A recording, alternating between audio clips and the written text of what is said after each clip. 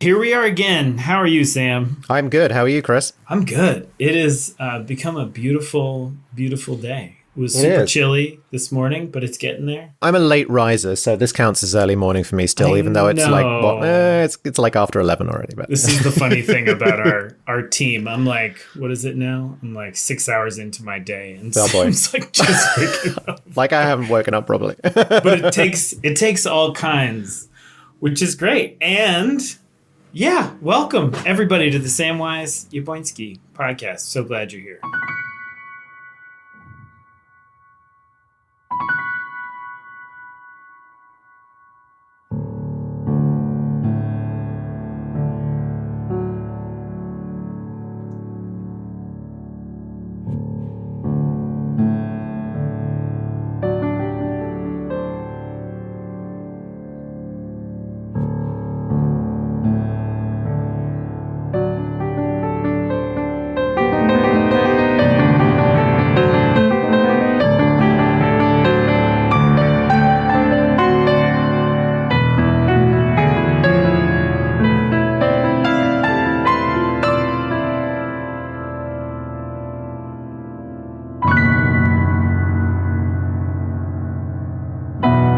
Well, Sam, I'm really, really excited for our guest today.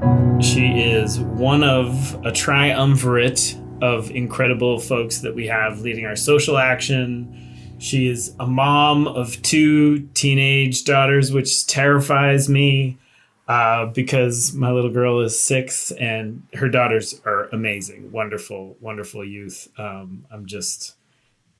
There's moments where my 6-year-old screams, "You've ruined my life," in these really dramatic teenage ways. And I'm like, you're 6, man.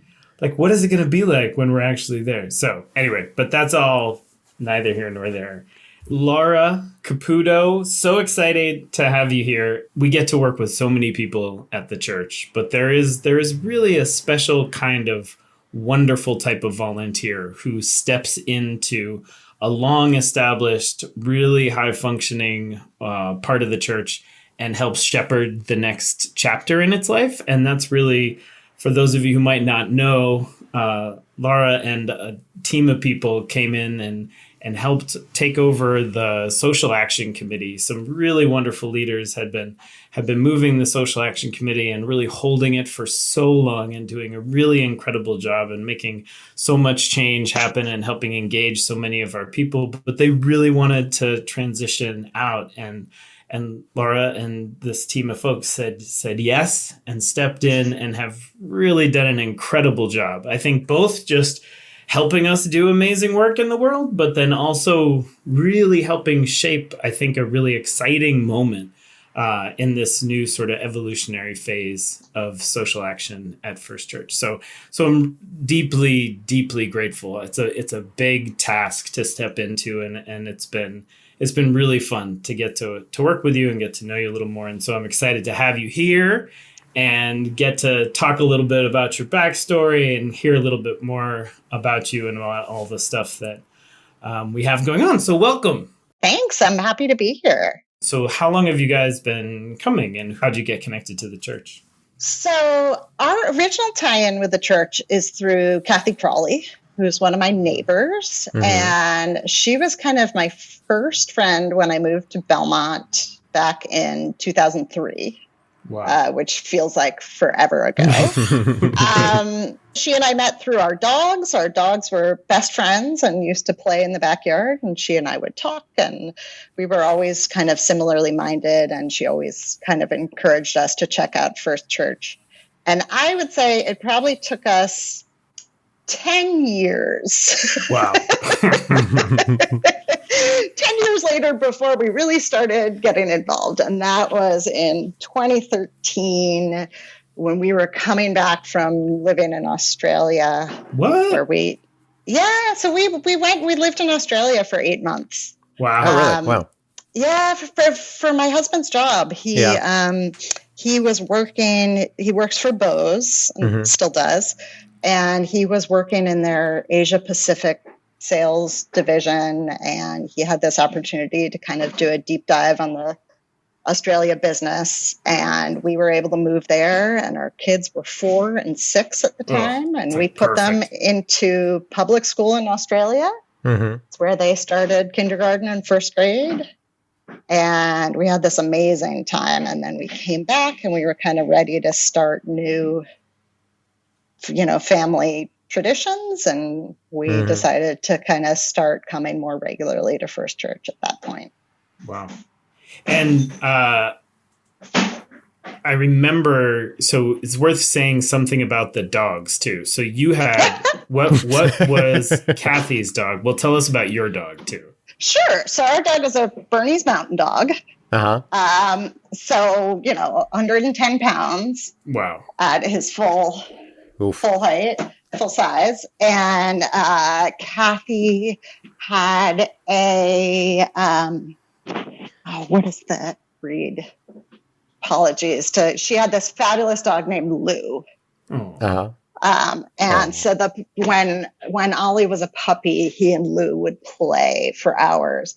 And at the time, Brian was traveling for work, and Kathy, at that point, her daughter was a teenager, and she and I would, sit and chat, and the dogs would play, and then sometimes it would get late, and she would invite me to stay for dinner. And wow.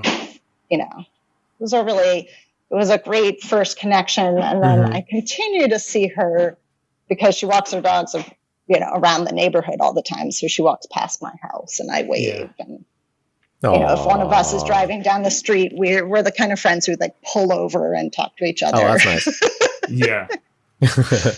That's great. And so then when you finally came, I think the first way I met your daughters too was in the play. So did they start right away in the? Yeah, that's a good question. Tess has always, I should say, had kind of a theatrical bent. And so I was pretty excited to get her involved in the play.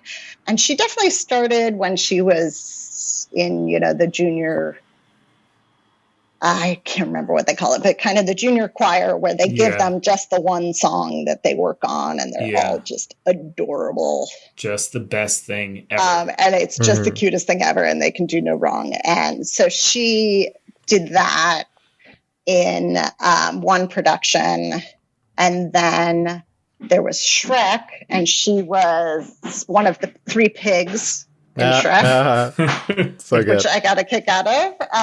So she, embraced that role with 2 other friends. And then the next year was really her crowning achievement was in Newsies. She sold the papers. I'm trying to remember her. She was Weisel. Okay. Well, and she was just not in a bad way, but a scene stealer. You know what I mean? She was just such a big presence in it. You were like, oh, okay. Who's that? Yeah, she's funny because she's petite, but she's really funny. And I think people don't totally realize that about her.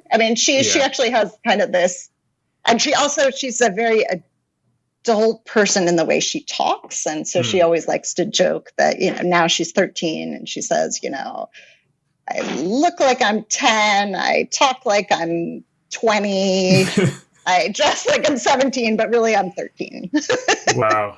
Oh my goodness. Yeah, I'm in for it. So my daughter is now 6, and already you can just see the little moments where, I'm sort of a little fascinated and horrified about this moment but maybe, so before we jump into the social action, how has that been? So you've been parenting two tweens or teens or whatever we call them during this whole pandemic.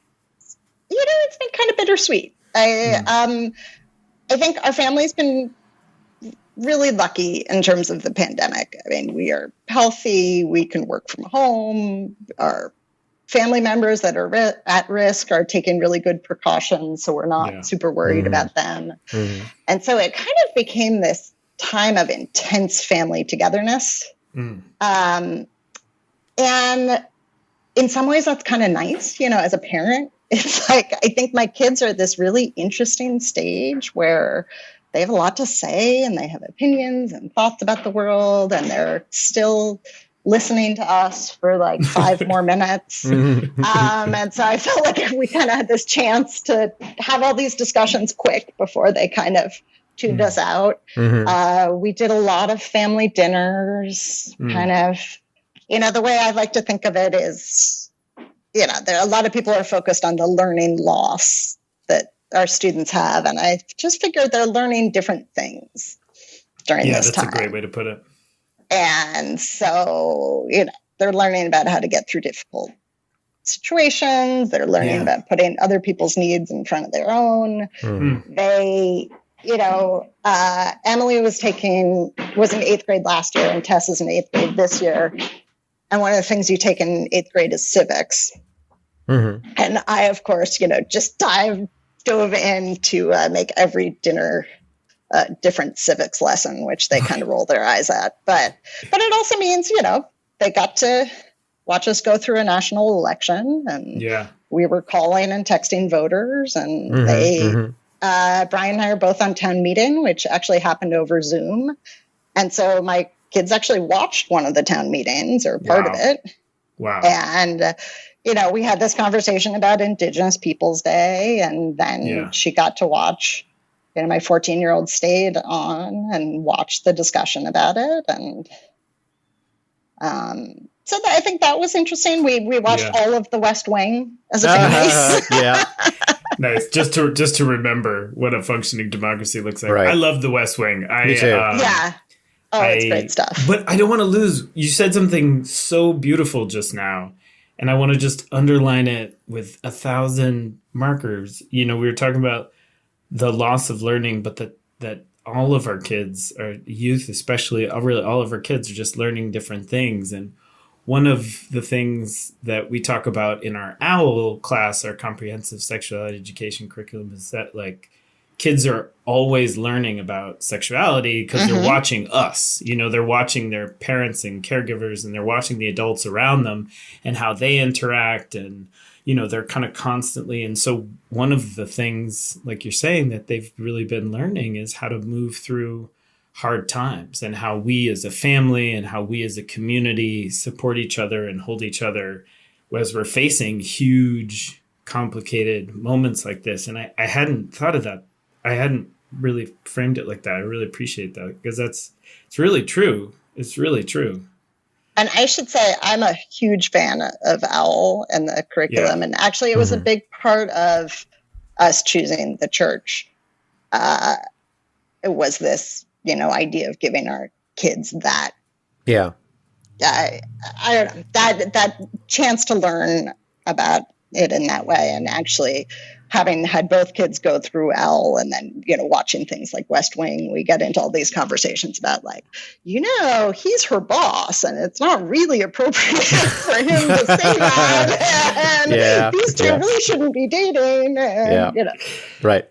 But the dialogue is just so snappy. Oh, it's so good. It's so good. I think I love The West Wing. To just write all my lines. Yeah. I feel like The West Wing has always made me feel relaxed about my job. I'm like, that's harder. That's just genuinely harder. The weird thing about The West Wing, though, is is this American TV from the era? This is like late 90s, isn't it? It's so dark. I mean, visually, it's really all the interiors are really dark. I'm like, it's weird. I didn't know if it was the period or the cameras or what. But and it was, there's just no windows, I guess.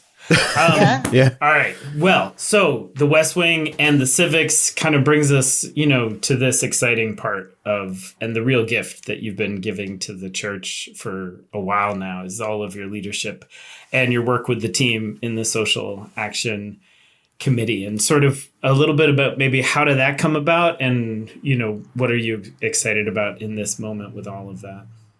Sure. Well, I would say that came about also through my friendship with Kathy because she was one of the former chairs of the committee.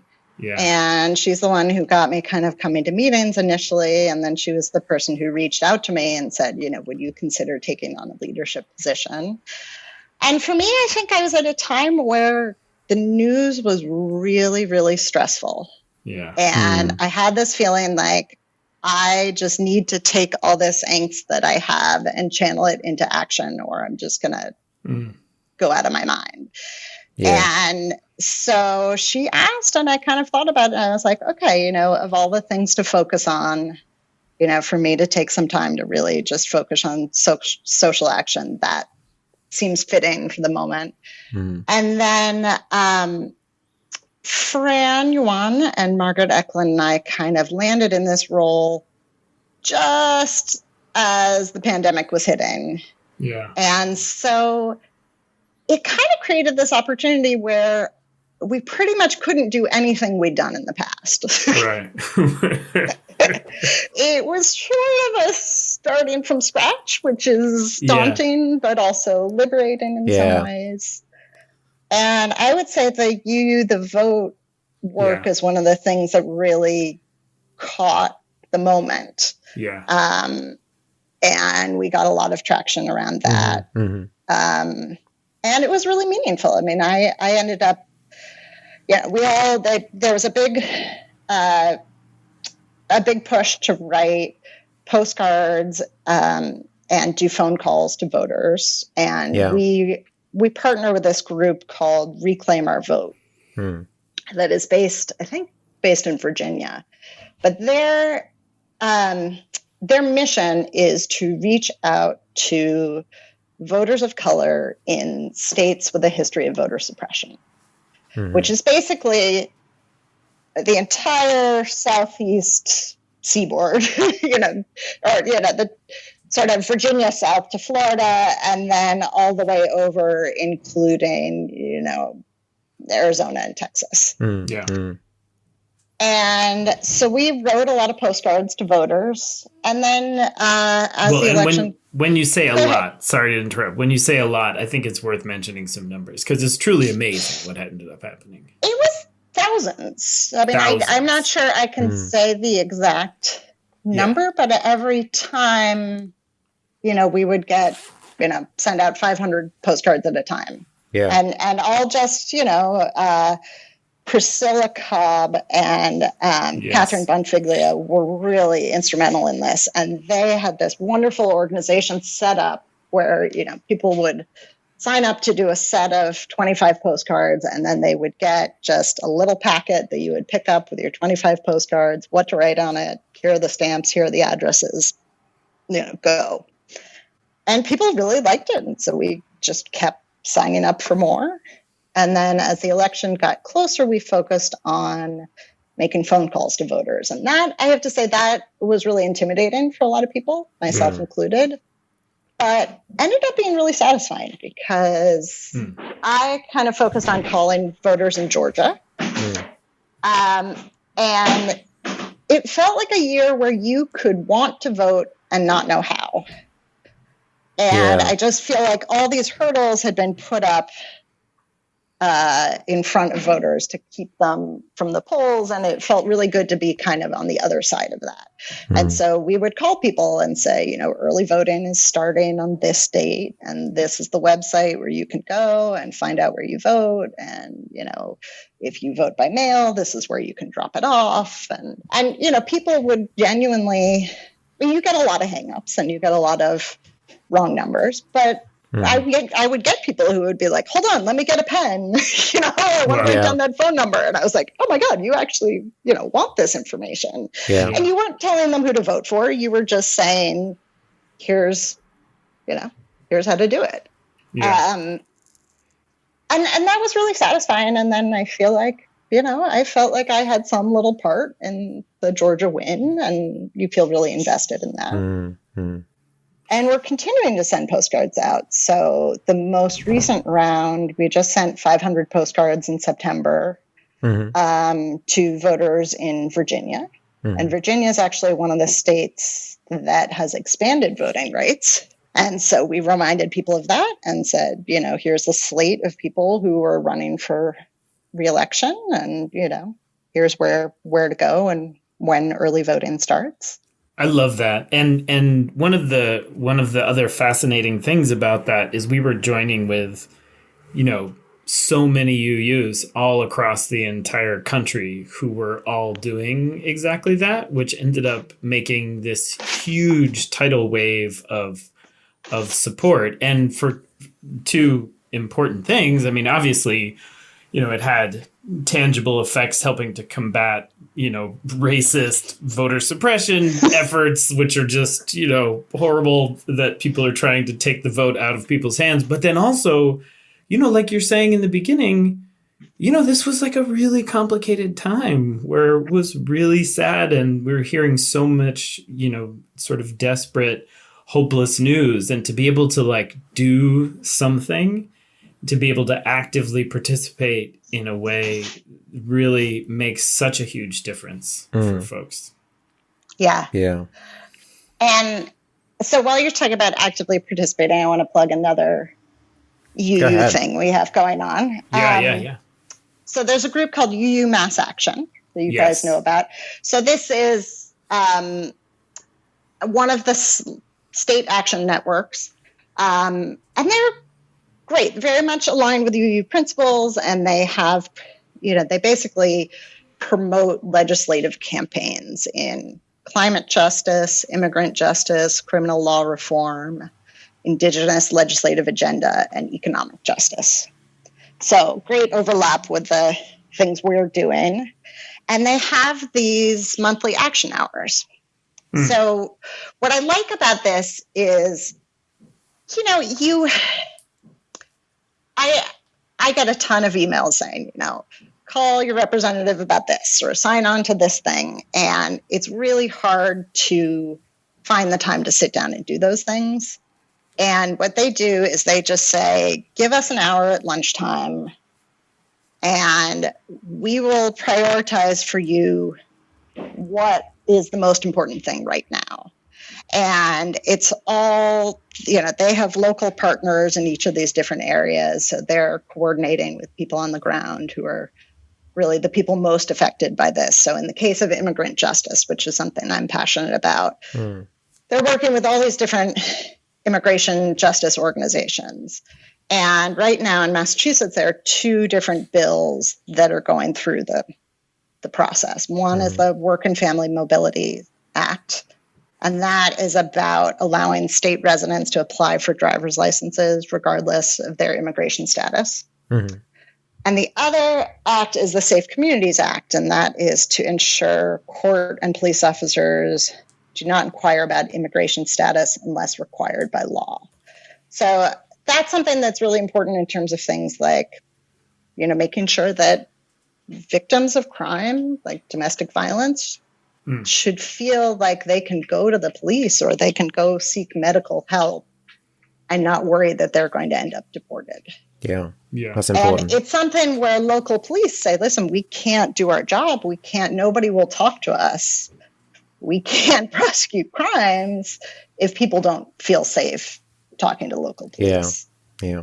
So you take something like that, and what UU Mass Action will do is, 1 month they kind of understand the whole legislative cycle. And so in the beginning, they were saying what we really need right now are sponsors for the bill.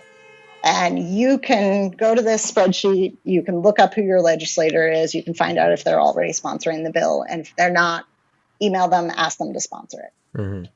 And then another month, it'll be, okay, the bill is in committee now, so we're going to email everybody on the committee and say, we want you to vote favorably on this to get it out of committee. Or right now, they're taking testimony, and so you have a chance to write testimony about this. And what I really like about it is that there's somebody there live to answer your questions.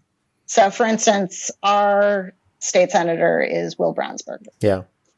He's actually, he has a leadership role in the state Senate this year, and so he can't sponsor any bills because of that. But, that saves me from writing a letter being like, hey, why aren't you sponsoring this? Yeah. Because she can say, oh, actually, he's really supportive of that. But in his role, it's not appropriate for him to be a co-sponsor. But you could write to him and say, thanks so much for your continued support. We just want you to know this is important to us. process. Because one of the pieces of feedback we've gotten, because UU Mass Action in the spring does this advocacy day, which is great, where they kind of open it up and they visit the State House and they give you all this information about how the legislative process works, and you get to meet with people. And one of the things our representatives say is that, 90% of their calls are people who are mad at them. So for any particular bill they support, if somebody hates it, they're gonna pick up the phone and call and say, what are you doing? Yeah. And we often forget to reach out to the representatives who are on our team or support the things we want to do and just say, hey, this is important to me. Thank you for pushing on it. Yeah. So anyway, I just want to plug the action hours because that's a really tangible thing and it's kind of fun. And we'll be inviting groups of people, but I think when are those? I think it's worth. Yes. So I can tell you they're on Wednesdays at noon. And I can tell you the next 3 are October 28th, November 17th, and December 15th.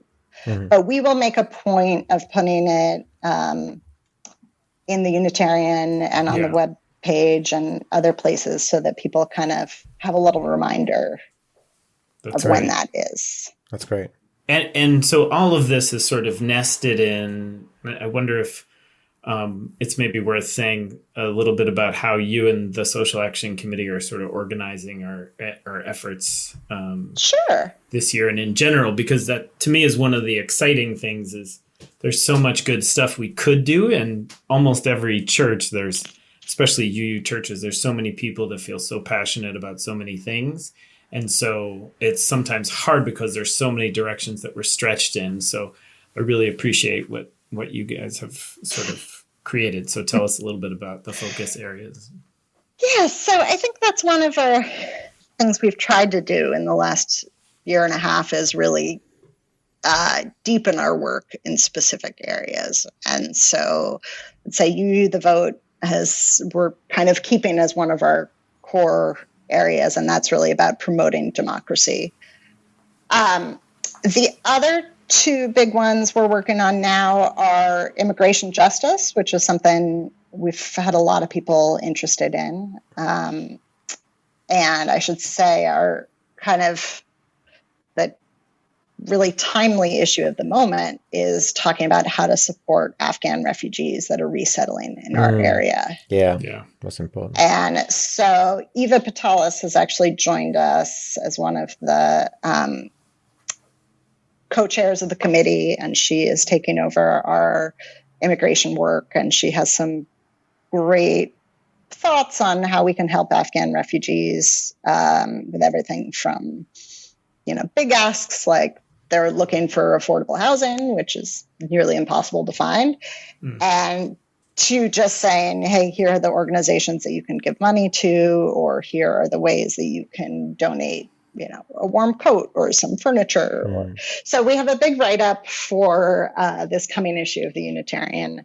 But again, we'll put it on the website as well and get it out in a bunch of different ways. So that's a little bit about the immigration work that she's doing. And then Fran Yuan has been spearheading our LGBTQ plus efforts.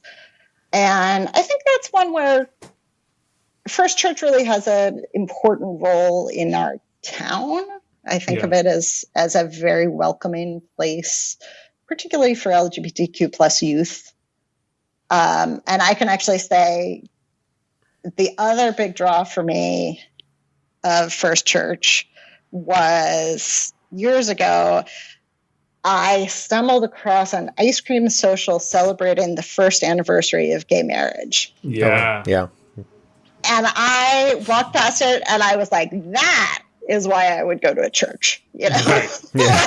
You're like, ice cream. Yeah. I was like, ice cream is celebrating this wonderful thing that brought rights to all these loving couples. And I was like, that is what church should be about. We actually just started connecting with some local groups in Somerville, Cambridge, Arlington, and Lexington, and are hatching some fun ideas about different ways to get LGBTQ plus folks together from those different groups, different towns, both youth and adults. So yeah, lots of good stuff is happening. Fran, right in the middle of it, she's done incredible leadership, incredible work for decades now. Yeah. It was really sweet. There were a couple of events last spring. It's really good events, speakers and watching a movie and that kind of thing. And her adult son joined one of them, from so cute. from New York, and was like, "Thanks, Mom." Yeah, just the cutest thing ever. It was really sweet, because she started this work when her son came out in high school, and he's now like 30. And she just never stopped doing it. Right. It's amazing. It's one of the things I think I love most about our community is like, you think of so many people at First Church who are on town meeting and are just involved in so many levels of, and then the Human Rights Commission, Belmont Against Racism. It's just like over and over and over again, people really engaged and doing good work. It's really inspiring. Well, it's so great. I think so often social action can be a mile wide and an inch deep. Not in a bad way. There's just so much to do, and there's so many things that we want to do. And having those 3 focus areas, I think, really makes it possible for us to have a deeper engagement in and really have a meaningful effect, and build on the really strong legacy of social action at First Church with folks like Kathy and so Gladys. Gladys, yeah. We talk about these 2 acts that are going through, and I think Gladys was collecting signatures and other things, years ago to kind of try to move this into the state legislature. So there's a long history of that. Important to lift up Jackie Neal too, who helped hold. She was sort of the chair of social action for so long. So, well, this is great. So what about the other thing that we've been checking in with folks about as they've been guests here on the pod is around the principles and sources. So do you have a favorite, or is one particularly resonant for you in this moment? Or? Yeah, I would say, my favorite is the first principle. Nice. Is this the inherent worth and dignity of every person? Yeah. Which I think is really, it's easy to say and it's harder to put into practice. Yeah. But it's something, when I do these monthly action hours, we're encouraged to add in some, personal bit. And my sort of standard thing that I write is, my faith leads me to believe in the inherent worth and dignity of all people. And I believe our laws should treat them accordingly. And I just try to look at every one of these things and say, is that actually how you treat somebody with dignity? Like they need to be able to work. They need to be safe. They need food. They need respect. And then I would say the other piece of it is the focus on democracy, which, is certainly true through and that's the 5th principle is, this focus on the democratic process. So I think that ties in nicely with the vote. But even on a more local level, I think, just being involved in town politics. So I'm on a particular kick to get more people to run for town meeting because I think that town meeting should look more like the town of Belmont. And in order to do that, we need younger folks and more diverse candidates. And, a lot of times these seats go up and they're barely even contested. And so in some ways, it's just a matter of kind of putting your name down and being willing to show up. But it's actually very satisfying to work on local issues because you vote on something and it happens. You have these immediate results.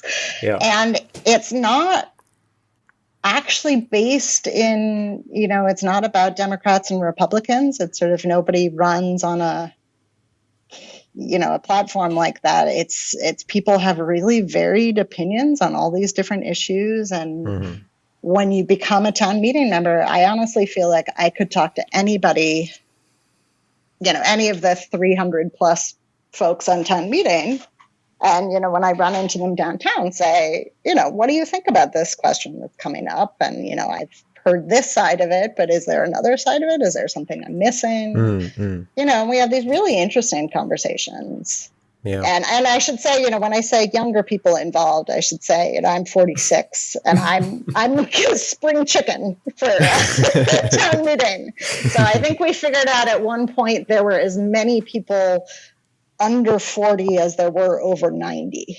Oh, wow.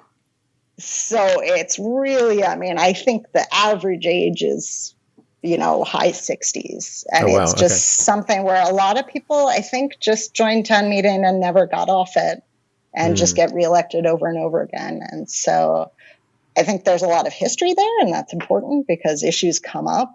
And people can raise their hands and say, we've discussed this 1,000 times. And, But I think it's really important that we get new voices in there and that there are young parents in there because I think a lot of things get decided on the town level. Well, so people should definitely reach out to you with questions about that. And keep your eyes open for these action days and announcements from the Social Action Committee and all of the You the Vote efforts coming up. But it's really incredible what you guys all have done and what you're doing personally. It's like you said at the very beginning, this is such a challenging moment, and this is such a pivotal time in the life of our country and democracy. And to be able to have these ways to make meaningful contributions is just huge. It's a real gift. Yeah. That you're. Well, I want to create. Put in 2 quick plugs there, and one is to thank you, Chris, because I don't know that a lot of people know this, but Chris comes to every one of our Social Action Committee meetings. And you've been really supportive. And I think everything we've ever asked, you've said, oh, sure, right. I'll find money for that. Sure. We'll make it happen. Yeah. Which is really great. Really, really great. And also, I think it's something, I think our kids have a lot of anxiety too. My daughter is a really sensitive kid and, they're talking about global warming and the environment, and she gave up eating meat because she was like, we've got to do something. And, I talked to her and I say, it's not just on the individual efforts. Like we actually have to change, the rules for these big companies that, and I said, and that's why I reach out to voters is because I want people in politics who are going to enact big changes. And yes, we'll recycle and we have LED lights and I want to get an electric car and all those things, but also, you got to change things on a big scale. Yeah, it is fascinating. I mean, that comes back to what we were saying before about kids learning through this time and really understanding. I was talking with one of my sons and we were talking about climate change, and he was just really aware, about the future trajectory. And, it's a different issue. I'm 45. And so looking at 100 years from now is different. 50 years from now is different. He will be, very much here. I mean, my wife, her people live forever, but it's amazing. It's amazing what everybody is taking in. Yeah. Yeah. And Laura, so what if you're a new person to the church and you really want to get involved in social action? Like, what do you do? Do you reach out to you and to Fran, and does it involve joining the committee? How do you get your hands dirty, quickly? That is a great question. So you can. There's a email address for social action. socialaction@uubelmont.org. So very basic thing is email and say, I want to be added to your email list, and that will make sure that you find out when our meetings are. We meet monthly on the 4th Tuesday of the month from 7 to 8:30. So you can come to a committee meeting, or, you can reach out to me. You can reach out to Eva Patalis or Fran Yuan, or if you forget all of those names, just reach out to Chris and say, Yeah. Who are the social action people? Can you give me their emails? And then we will make an effort to kind of also put the information on the website, on Facebook, on all sorts of places. Cool. As we have more specific events coming up. And I think one of the really great things about the way that you guys are organizing this is also if somebody's just on fire for, some immigration justice, if somebody's on fire for some LGBTQ plus advocacy, if somebody's just on fire around voting, they can reach out and then we can be channeled into any of those individual efforts. So we had, what was it, like 80 people were involved in the the Vote effort a year ago. And so that was a lot of them. Obviously, it's not a committee of 80 people. And so a lot of them were just jumping on for that project. Yep. And so there's also those options where, some people will just help out with Pride events and just help out with, so there's a lot of different ways in, which I think is really helpful. Cool. Well, thank you so much for coming. Thank you. It's fun thanks, chatting Laura. with you guys. Really a joy to have you, and this is such a big piece of who we are and how we will thrive, how we are thriving already, and how we'll continue to thrive. And what I love too is it's just such a big piece of who we've been for so long. Yeah. You mentioned Catherine Bonfiglio and Fran and Jackie and and Kathy and like so many people who have been serving for so long, and all of our public officials and Will and all of our town meeting people. And it's just the list goes on, and it's really a beautiful part of who we are. So thank you, and it was great to have you. It's great chatting with you guys. Well, Sam, that was great. Yeah, that was awesome. It was really fun how much we have going on, how many ways that folks can be engaged. I'm really excited for this chapter in the life of social action at First Church. So definitely people should reach out. As we've been doing, we have this section at the end of the pod for the mailbag, but we're in the process of launching. So do please email me, minister@uubelmont.org. If you have questions you'd like Sam or I to answer, you can also use my long email that many of you have. They both go to the same place. But so for today, as some of you might know, Sam, in addition to being our illustrious Swiss Army knife of connection and deepening and doing about 1,000 things for us at the church so well and so ably, is also an academic, and he's in the midst of a PhD. And so do you want to tell us, is it interesting? Is it fun what you're doing? It's great fun. I'm writing a PhD for the English department at my university, which is Harvard University. And I'm writing about the great Irish dramatist and novelist Samuel Beckett, who spent most of his life living in France and writing in French, which is interesting. And he translated it himself from French into English. So I read him in both French and English, and he was a great dramatist of the absurd. He wrote Waiting for Godot, which he's most famous for.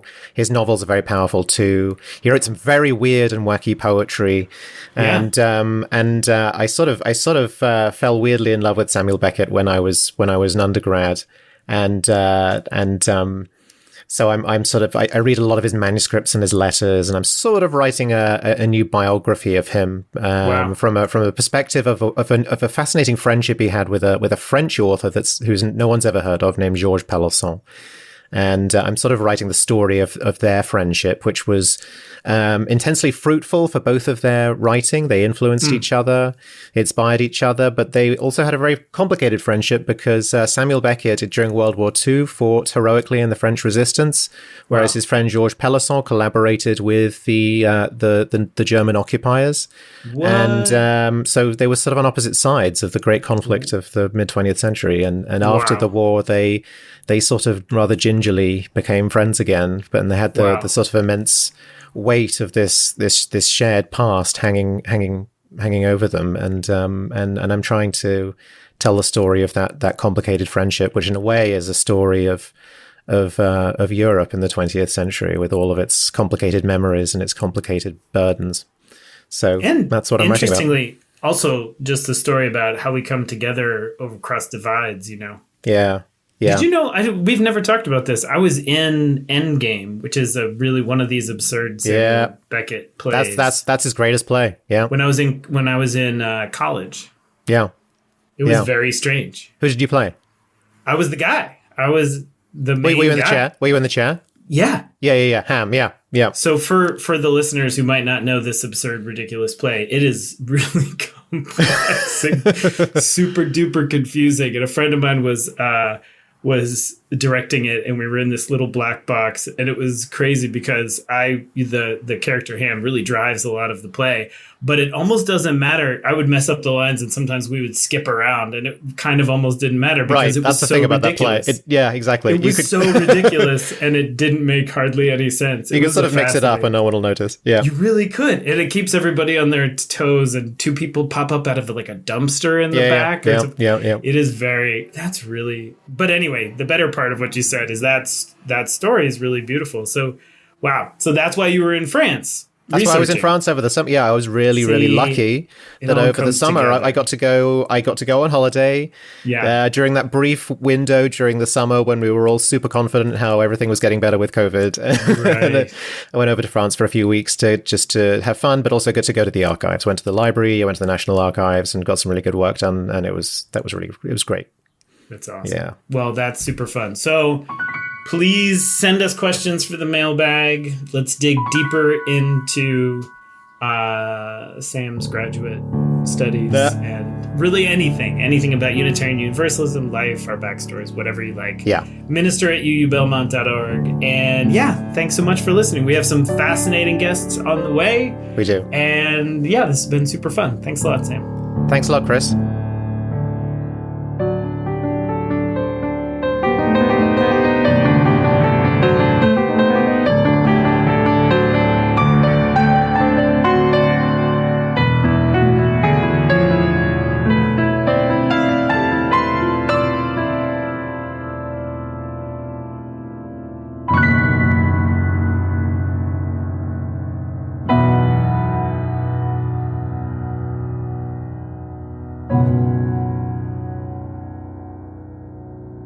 By the way, Chris, was it outside of your window that someone was yelling someone else? Oh my God.